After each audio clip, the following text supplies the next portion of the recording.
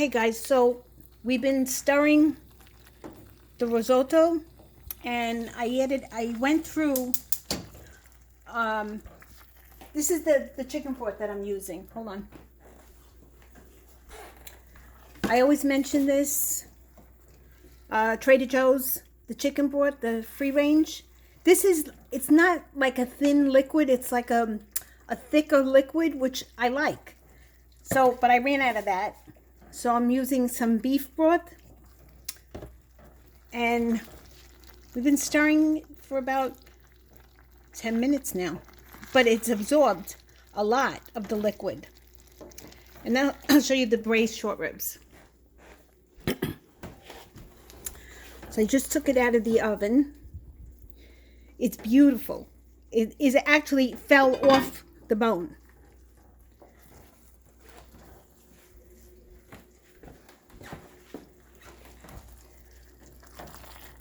See, so the liquid is, when there's like no more liquid, when you separate it, that's when you add more liquid.